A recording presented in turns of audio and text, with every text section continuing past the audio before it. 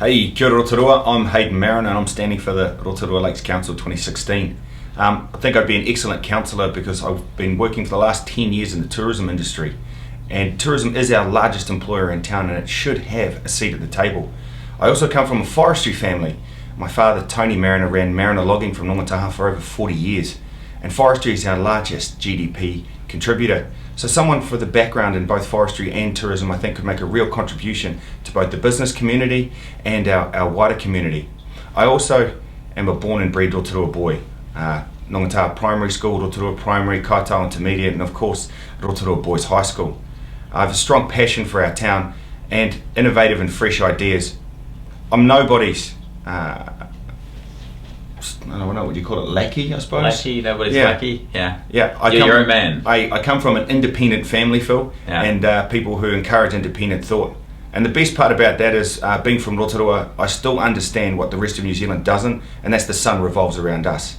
So vote for Hayden Mariner. I'm only asking for one of your ticks out of 10 for this year's council elections. Thanks for that, Hayden. That's interesting, you bring that up because one of the questions we've been asking candidates is, where do they sort of sit on the spectrum? Council's got a few factions at the moment. Sure. So where would you sort of see yourself sitting? Would you be more down, towards, a Steve supporter or? I don't think I don't sort of look at it as voting for the person. I think most people I know would prefer to see somebody who's going to vote according to what's right and what's best for the community. Factional voting in a lot of cases can actually, I suppose, muddy the waters. People are voting out of loyalty instead of what's the best decision, and our town needs the best decision. And my generation of people coming up, and we're going to be inheriting Rotorua, and we want the best decisions made now so that in 20 years time we're not having to retro fix everything that wasn't done 20 years from now. Yeah. So just, we run a couple of yes/no questions to see where people sit on various issues at the moment. Sure.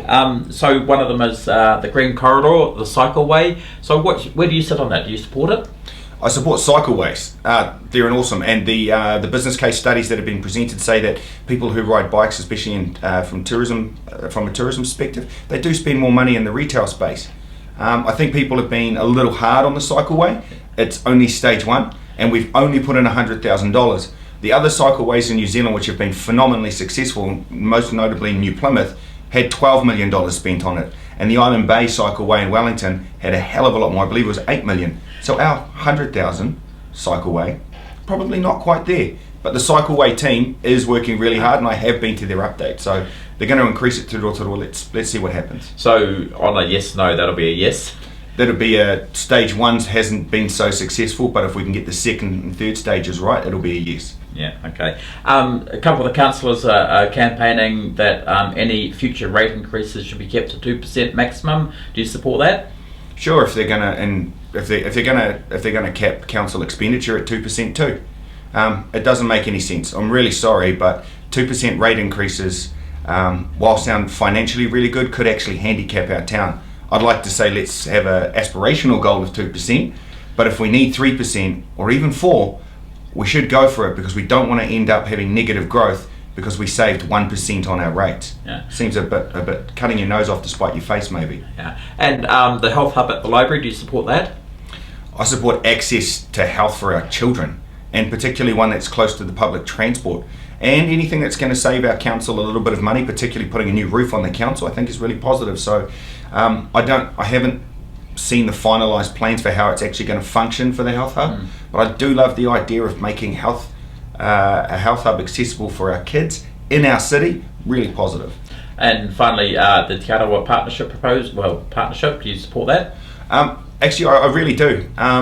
It's shown in New Zealand through academic evidence that statutory advisory boards, especially ones that have of a cultural nature, don't work. They only work as well as the council that listens to them and empowers them to be. And we saw from the Te Arawa Standing Committee that when the Rotorua Council decided to ignore them, that they became a token board, whereas this partnership seems to be a little bit more meaningful, and the rest of New Zealand is envious of what we've done. So I'm definitely a supporter of it. Yeah, I thought you might be. And finally, can you tell us a little personal story about yourself, something our viewers might know about you?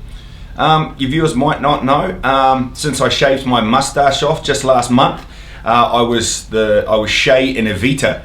And I've bungee jumped, I've skydived, I've thrown myself off a cliff in a deck chair, I've ridden quad bikes, but the scariest thing I ever did was wasn't actually singing on stage, it was walking around in public with a mustache on and trying to explain to people why I had it and it wasn't November. So that's something you might not know. Oh, now I know, yeah. That's but I was in Evita, and that was an awesome thing, and I'd love to see more people turning out for the Rotorua Musical Theatre. Awesome. Hey, thank you very much for your time and all the best on the campaign trail. Cheers, Phil. Kia ora.